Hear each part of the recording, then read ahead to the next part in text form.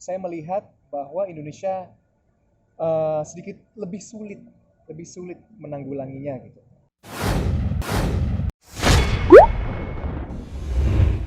Nah, jadi saya lumayan beruntung gitu waktu tinggi-tingginya COVID-19, saya diperbolehkan berangkat dengan izin dari kedutaan Perancis. Jadi saya dapat visa gitulah ya, dapat visa karena istri saya orang Perancis. Dan akhirnya bisa nengokin deh tuh istri kurang lebih 2,5 bulan yang lalu lah. Jadi memang pas lagi ini ya, orang-orang pada masih cemas gitu dan masih banyak regulasi-regulasi yang harus diikuti gitu ya secara global.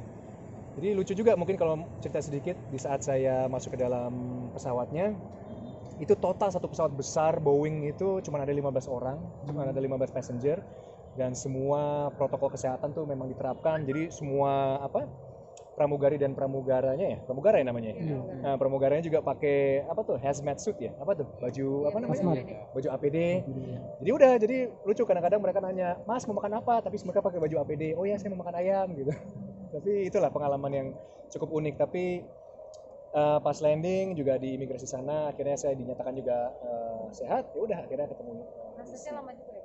Itu proses nggak terlalu lama sih, cuman ada sedikit background check aja. Kan kita juga harus ada swab test ya. Kalau swab testnya dinyatakan negatif juga mereka juga aman. Udah, akhirnya saya juga ini lockdownnya di Prancis. Kita 3 jam dari Prancis lah, itu rumah keluarga istri saya. Tapi menghilangkan rasa kenyamanan nggak sih pada saat penerbangan tersebut? Bagaimana? Menghilangkan rasa kenyamanan nggak sih, kan biasanya kan kalau terbang itu kayak gitu kan kayak kurang nyaman. Justru saya merasa sangat beruntung sekali gitu di tengah-tengah pandemi ini yang secara global kan semuanya terefek gitu ya. Saya masih bisa mengunjungi istri saya.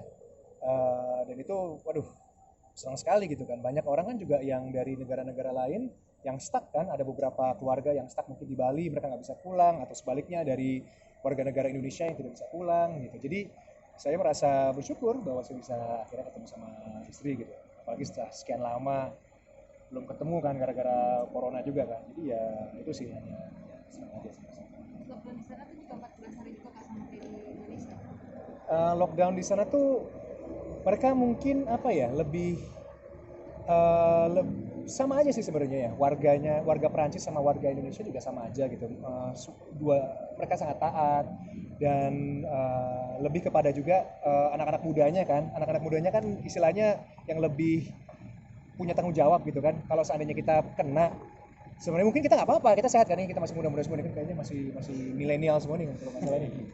Jadi yang kasihan adalah di saat kita kena, tapi kita memaparkan kepada orang tua kita atau nenek kita, itu yang menjadi bahaya gitu. Jadi kesadaran itu yang saya lihat juga ada di Prancis. Tapi satu hal yang juga saya bisa paralelkan ya, Prancis itu kan negaranya lebih kecil, 60 juta orang. Jadi mungkin lebih gampang menanganinya dibandingkan Indonesia. Indonesia kan dengan 260 juta orang, dengan di archipelago ini kan pulaunya banyak sekali, jadi mungkin komunikasinya susah atau apalah. Jadi memang saya melihat bahwa Indonesia sedikit lebih sulit menanggulanginya gitu. Jadi ya itu sih pengalaman saya, perbedaan antara Prancis pas COVID dan sekarang. Lalu di sana melakukan apa aja mungkin ya baru habis setelah COVID ini bisa ketemu lagi dengan istri. Apa yang sih dilakukan mungkin di sana Jadi berjalannya? waktu pas masa-masa COVID di sana ya kita lockdown aja sih. Kebetulan kita agak di kayak perkampungan lah, perdesaan. Jadi kita ya hanya di desa itu aja jadinya. Setiap hari ya baca buku, masak, ngobrol-ngobrol, dan itu aja sih selama hampir sebulan. Kebetulan ada kolam renang lah kita di situ, jadi kita bisa berenang, masih bisa olahraga untuk jaga imunitas gitu ya. Kadang-kadang kita jalan-jalan pagi atau siang gitu. Jadi itu aja sih untuk menjaga kesehatan, juga menjaga pikiran untuk tetap positif gitu ya. Jadi itu aja sih yang saya lakukan. Tapi di sana tuh yang positif itu lebih banyak di Indonesia atau di sana sih? Itu saya nggak tahu kalau data statistiknya. Jadi itu kan kita memang ada badan-badan yang kita harus sebagai acuannya ya. Karena kalau statistik lebih banyak orang Perancis atau di sini saya nggak tahu. Tapi yang saya lihat sih ya, semoga kedepannya kita bisa kembali lagi pulih, karena juga dampaknya kan kepada ekonomi.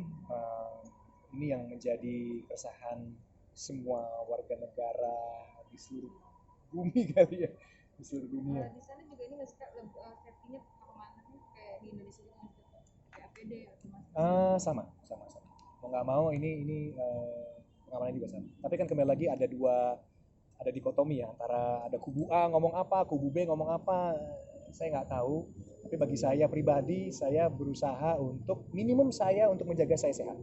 Itu yang saya lakukan. Karena kalau saya sakit pun itu saya akan menyusahkan orang-orang di sekitar saya, di sekeliling saya dan orang-orang juga di masyarakat di komunitas saya misalnya. Jadi semangat saya adalah gimana caranya saya bisa tetap sehat, entah itu secara psikologi dan secara fisik ya, secara secara biologis gitu, secara kesehatan gitu. Jadi itu aja sih kalau